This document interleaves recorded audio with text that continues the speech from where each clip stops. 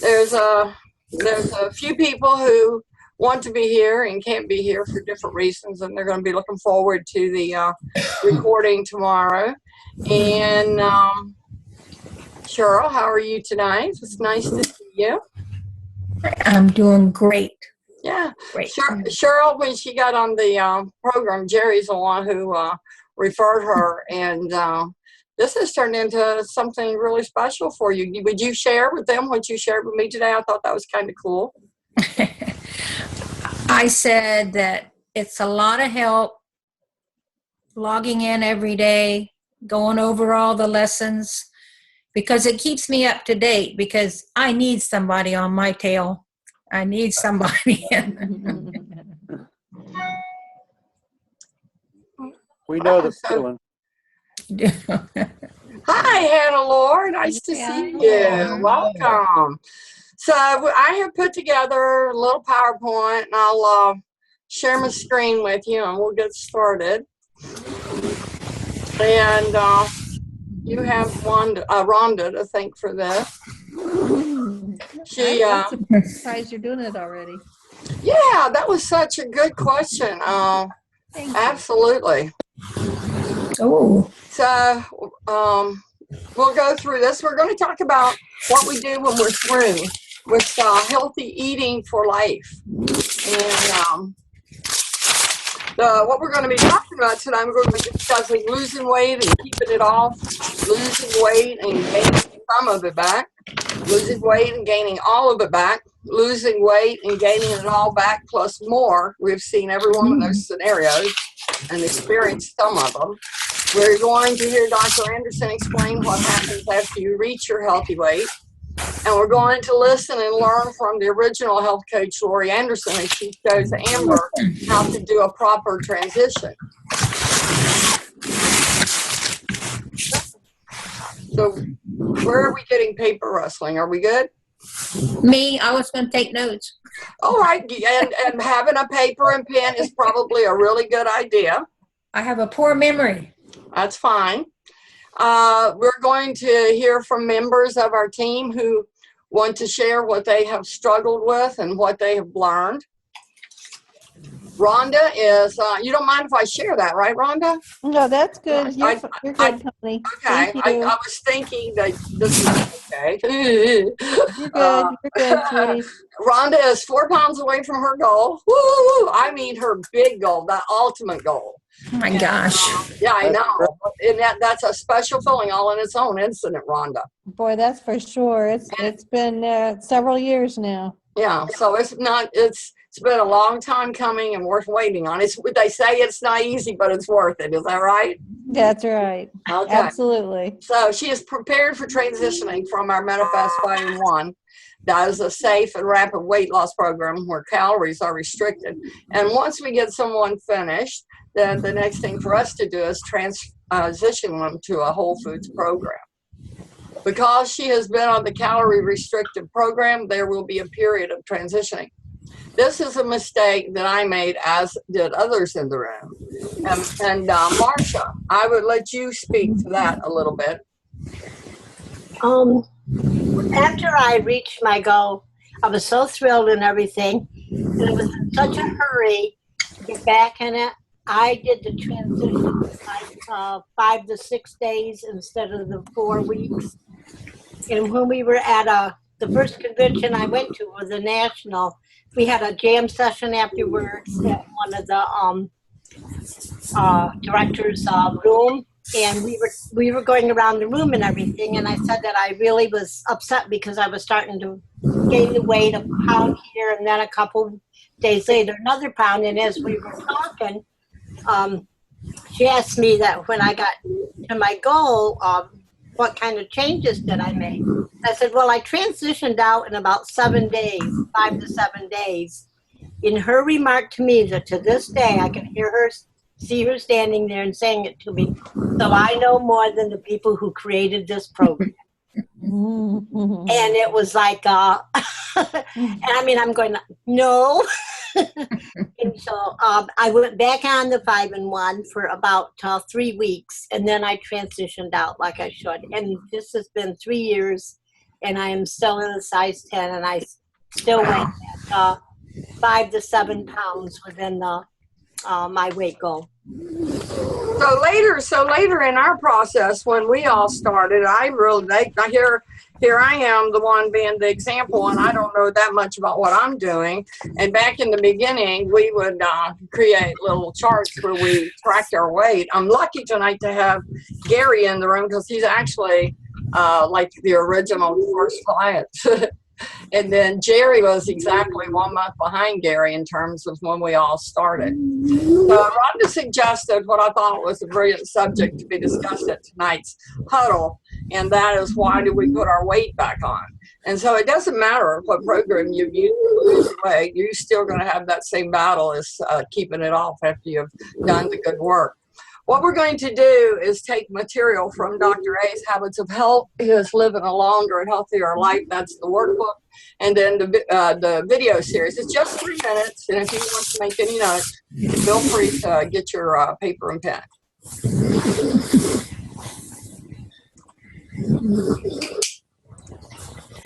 Lesson 10, Eating Healthy for Life.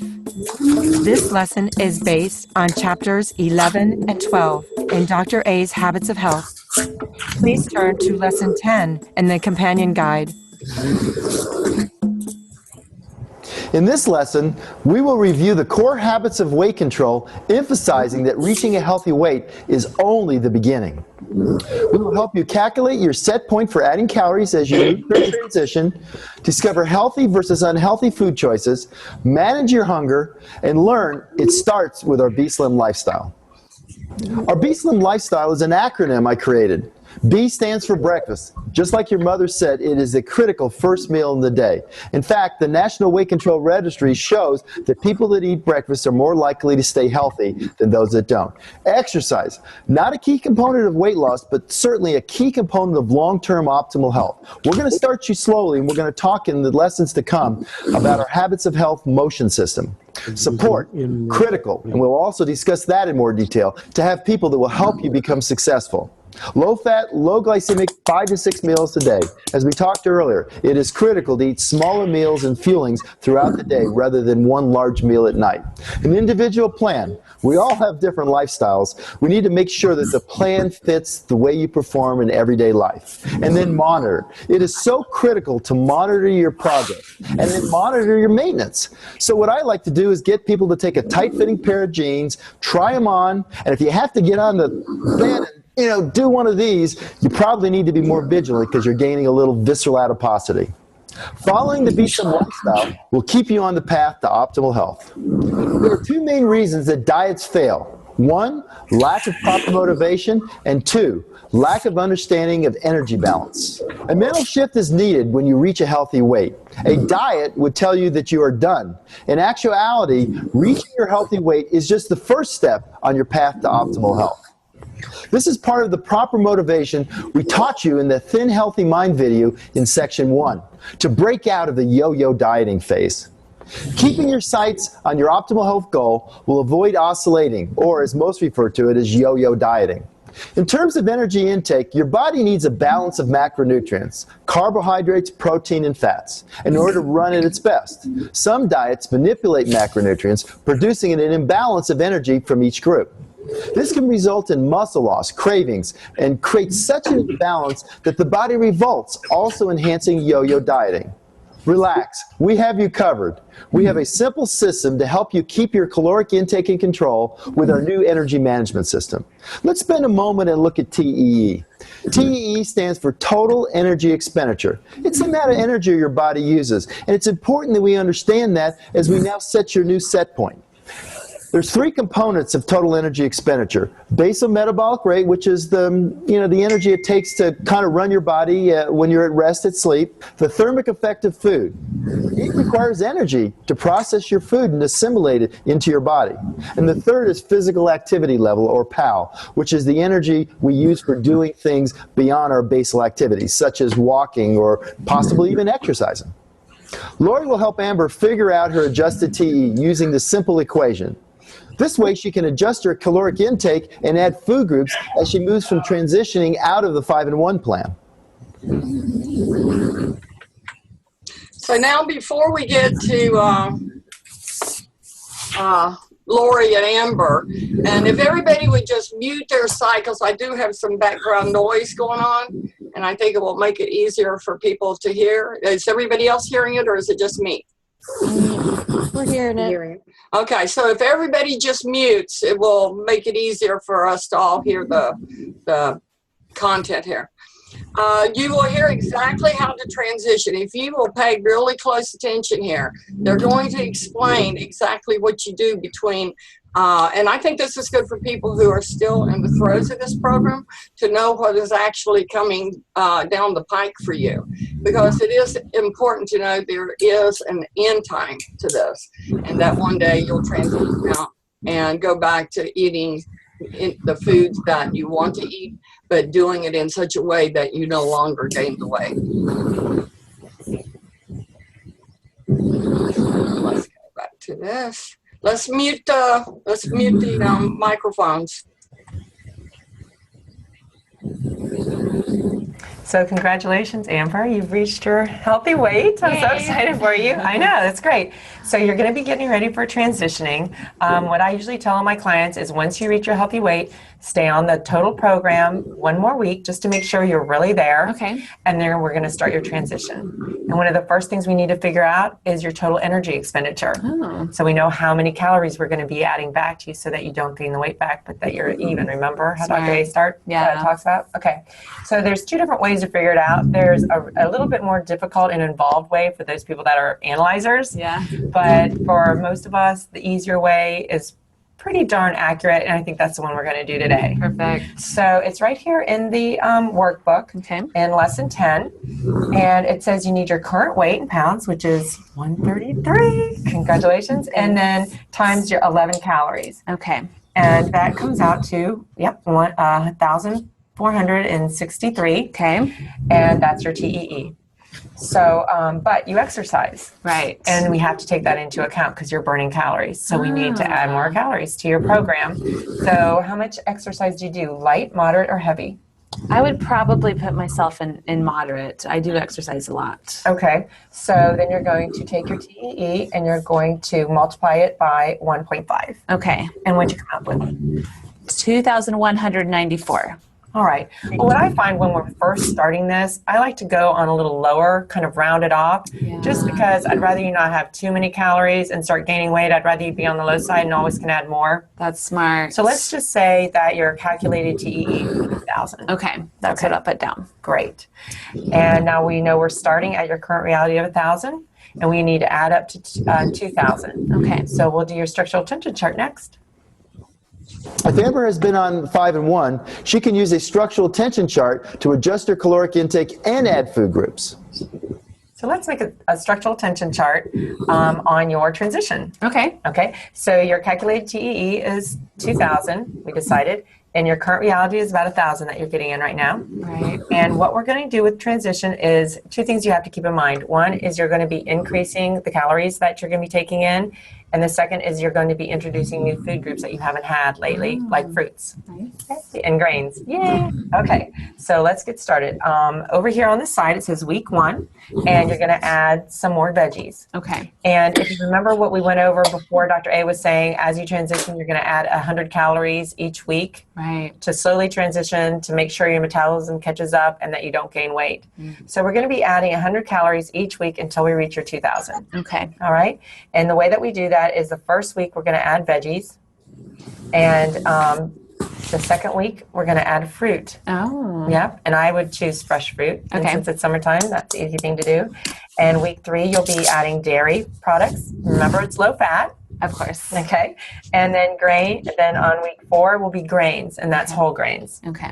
And you'll just add, so by week 4, you'll have all your food groups back, and you'll be slowly adding more calories to your food group. So this way you can play a little bit about with your menus, so every day can be a little different, and you can add more calories to your veggies or more calories to your fruits or your dairy or wherever you are in your timeline. Okay.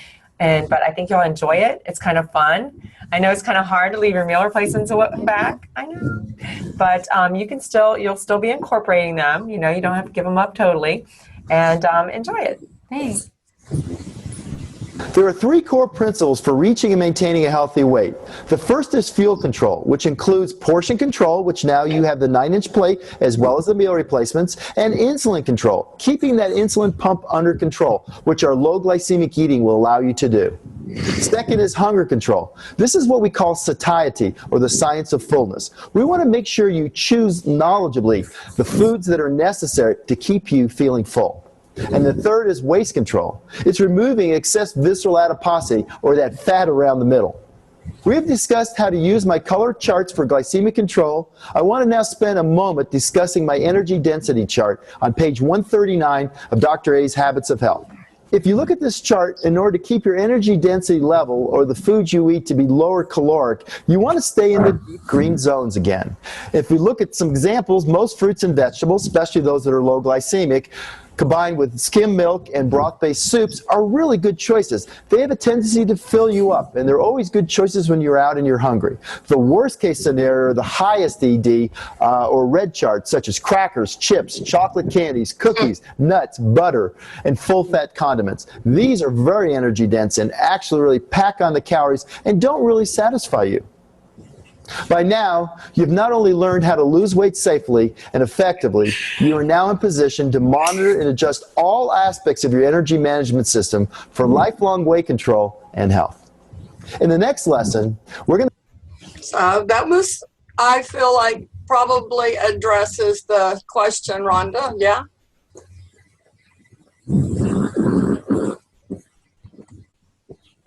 Rhonda's muted. There we go. Okay. You hear me now? I can hear you now. Okay, that chart that we just saw, that's in that Yes. workbook, in the workbook, right? Yes. Okay. Same chapter, 10. Yes. Okay. And I can help you work with that. I thought about doing this today and for you, but I had the materials and the ability for you to hear it from the horse's mouth. And I thought that that would probably go better than me trying to regurgitate what he said. Does anyone have any questions or any comments they want to make? Dawn called earlier today. She's not feeling good. She's on with us tonight. And she wanted me to talk to you about water intake and how important that water intake is in terms of everything about your life, from protecting your organs to protecting your skin. Everything about you thrives on water. Hey, David, I didn't see you in there. Let me find my notes here. I made notes when she was talking to me, and now that's going to be the issue. Here we go. By drinking enough water, if you don't drink enough water, it's going to take it out of your muscle tissues and out of your organs. It won't be able to flush the toxins out. And don't drink water a couple hours before going to bed so you don't have that problem with getting up and but you know, Dawn was in the healthcare business when she was able to work, and treating people was real important to her. So she gets very moved when the content of the challenge addresses these kind of issues, and she really wants it to be, I see we lost her, she really wants it to be brought to our attention because she thinks it will be the difference in many cases, illness and health to all of us. The next thing I wanted to do, I was coming in here to see where we were getting that noise from, but I'm not hearing it anymore. Anybody else hearing it? It's gone. Okay, sound like sleeping. I thought maybe I put somebody to sleep. So I'm going to go ahead and share the screen again. And I was going to, let's see, where was I in my little presentation I made here? I made copies of the low glycemic charts, and it's so easy to look at what is low glycemic as compared to what is not. And if you can keep yourself in the low glycemic range, and I know for me, in keeping my weight off, it has been about not doing the things that got me there. My life is nothing like it was when I was 249 pounds.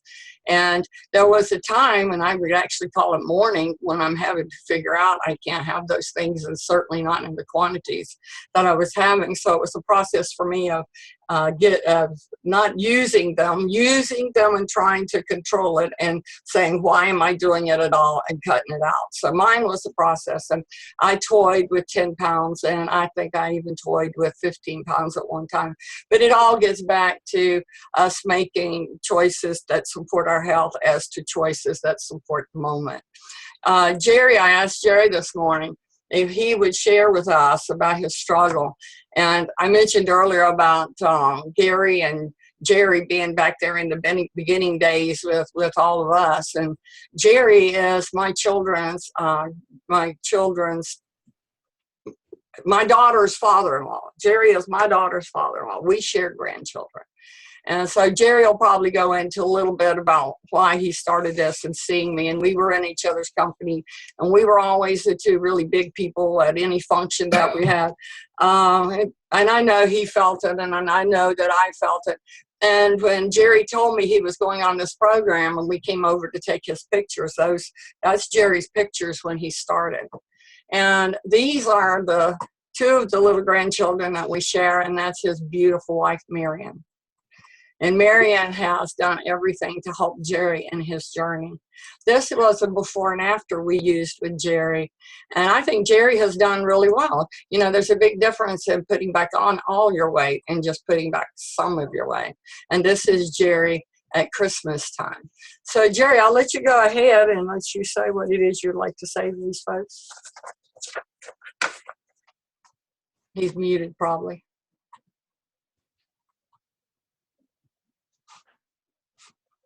Bingo, we can talk now. There you go.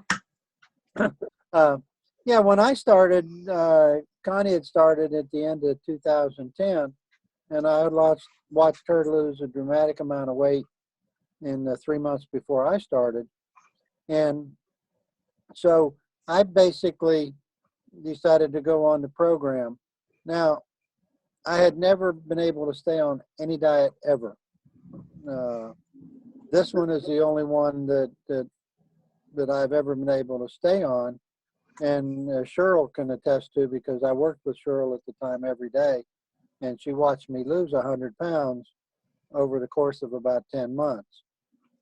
And I was able to keep that off for, probably a year and a half. And I started I put on 5 pounds, put on 10 pounds, and then I was able to maintain it. But what I found with me is, I guess I'm addicted to taste, because I would start eat a little of this, a little of that, a little of this, a little of that. And mentally, I would come in there and think, well, you know, I've lost all this weight before. I can just run back in there in 2 weeks. I can lose 10 pounds. And I've gained about 40 pounds back over 2 years of my 100, but I still, now I'm having trouble staying on the program and forcing myself to, for lack of better terms, deny myself a little of this, a little of that, or whatever. So that's my big downfall, is trying to be true to the program and stay on the program like I should. God, I know it works, okay? But I just can't make myself, for some reason, walk by the kitchen and not pick something up off the counter that's sitting there. And so, you know, that's my problem. If you can lose the weight, get to your goal weight, transition, and then not lose that enthusiasm that you've had for the last year or 2 years while you're losing this weight, you're going to be fine. But if you go back to bad habits like I have, then you're going to wind up putting weight back on. This is a program for life. And one of the things with this challenge is I'm starting to lose weight with it. And with this challenge, it just refreshes what I know I should be doing. And I'm gonna lose that 6%. But, you know, I need to lose more. And so if I can do that, I can continue. Jerry, let me ask you a question. The transition I learned later in the game was so important that they put it right up there with teaching people the proper way to do the eating every 3 hours, getting your water, doing your 5 Metafast meals, taking your omega-3. They finally made me understand how important the transition was. When you look at where you ended up, the struggle you've had, and the results of it, would you say that had you not jumped right back into eating a normal diet, that if you had followed the transition and added the food increments, do you think that you would have been better at maintaining your weight? Yeah, I probably would have been able to do better if I had taken the 8 or 10 weeks and done a transition over like that. I didn't start gaining the weight right away because I was still so cognizant of everything I was eating. You know, I still didn't eat pasta. I still didn't eat different things. And then what happened was, well, I had spaghetti. Well, now I won't have it for 2 weeks, right? And then 2 or 3 months later, well, now I had spaghetti on Saturday, and then Wednesday I had pizza, you know, where I wouldn't have done that for a week or 2 weeks when I first started. So, you know, I wouldn't deny myself something, but the denial kept getting shorter and shorter from the time I was off program, so to speak, to the time I went back off program again. And I think that's what's happened to me now is, you know, I have just lost that willpower. Let me ask you a question. Was your intent to get healthy, or was your intent to lose weight? Well, initially my intent was to get the weight off, which in turn was going to make it healthy. But see, back when we first started, as you know, this was a weight loss program, and it has transitioned into a health program. But by the way, you're going to lose weight, you know. Yeah. And that's where I'm trying to go with myself mentally. Okay. It might take me longer than it did before to lose the weight and get healthy, but I think I can achieve it. Yeah. Well, I thank you for once sharing with me, and I know the struggle. So, and you know, I learn every day, and I get better every day. And I think the secret is never stopping. Yeah. David always says, "Knowledge is power." Yeah. And let me say one other thing, Mm-hmm. Cheryl. You have to unmute, Cheryl. Go ahead, Jerry. Talk to her. All right, Cheryl, one of the things that we had talked about when she was first on the program, when Cheryl was first on the program, she lost a good bit of weight. And what she dealt with is the fact that she's got grandchildren that live with her. And she would tell me that I've got to cook, and then I've got the food, and, you know, I've got to feed them, and so forth and so on. Well, when I lost all my weight, I didn't have that temptation. Now I have 2 grandchildren living with me. Yeah. Consequently, the food is always here, and the temptation is always here. So now I understand what she was going through that I didn't at that time. Yeah, that's part of it. Makes it tough. Yeah. Did you want to say something, Cheryl? No, but Jerry's right. I did try your program, the Metafast, and it worked for me. But then I had like 6 other people living with me that I was buying food for and cooking, and it got to be too much, you know. Right. Financial, yeah, and pressure of all the food, you know. Yeah. Right. Yeah. And that's Oh, yeah, the temptations. Sure. Right. what I'm dealing with right now, so much as the temptation compared to what I was dealing with before. Yeah. So, Rhonda, I doubt you really got your question answered. I think it's a personal battle for people. Mhm. And I think there is a structured way to go about it. You're very structured. And I think knowing the structure gives us other choices.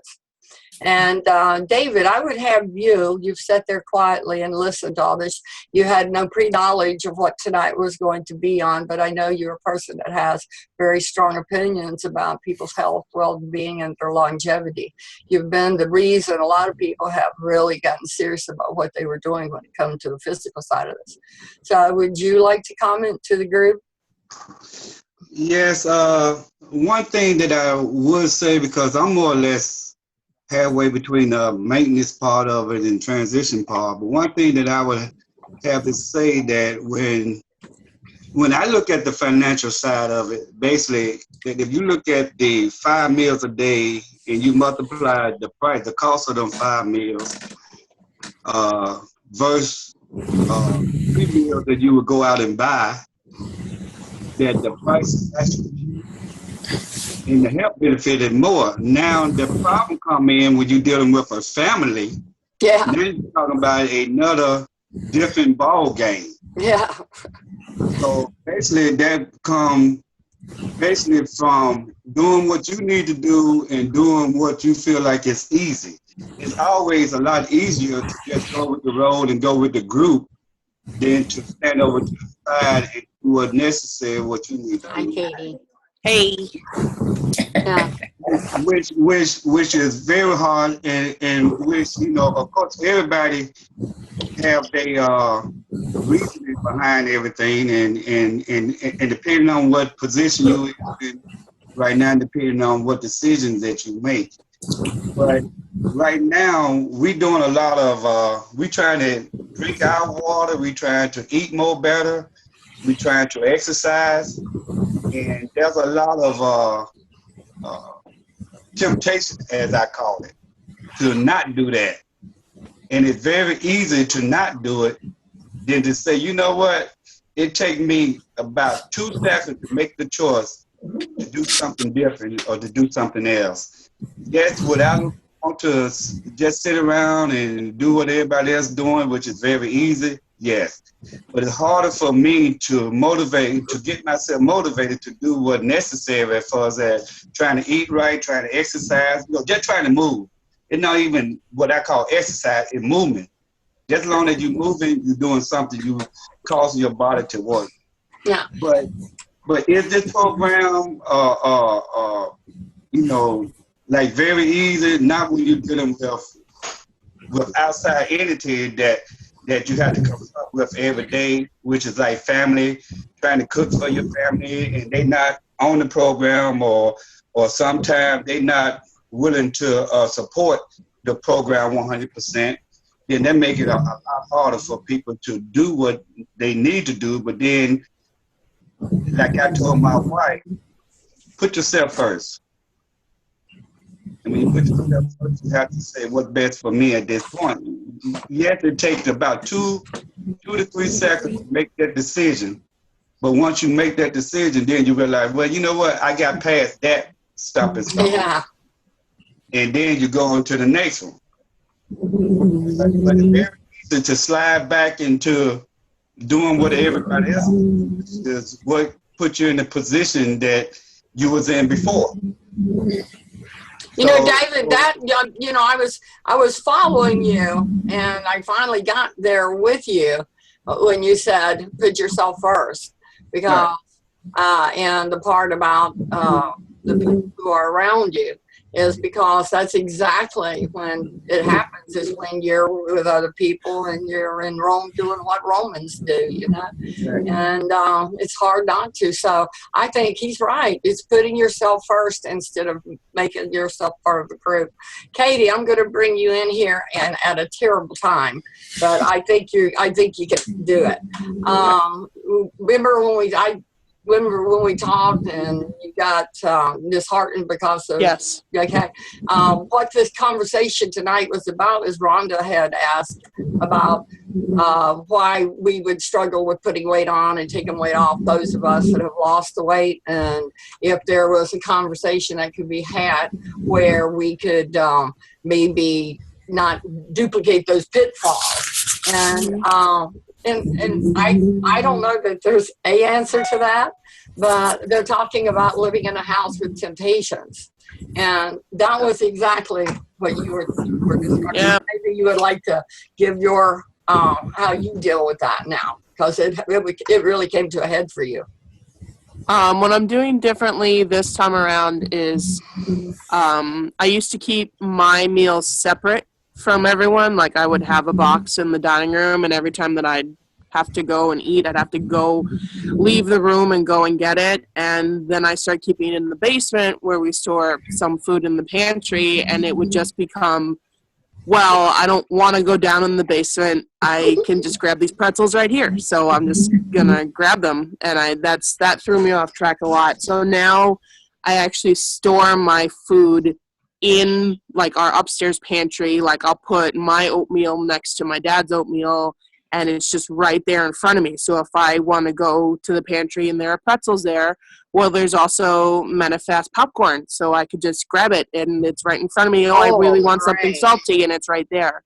So that's been helping me a lot. There you go. Thank you. Mhm. Thanks, Katie. All right, Rhonda. So, do you have any last words or further deeper questions for anybody? No, I really appreciate everybody sharing. You know, it's a hard thing, and you know, I don't want to recreate the wheel. So I really appreciate everybody sharing their trials and tribulations. Do you have any takeaways? I'm just going to absorb it. Yeah. Anybody have any takeaways from tonight?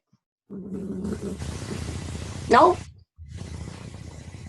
So Connie, sometime let's get together and work on that structural chart so that I have a guideline.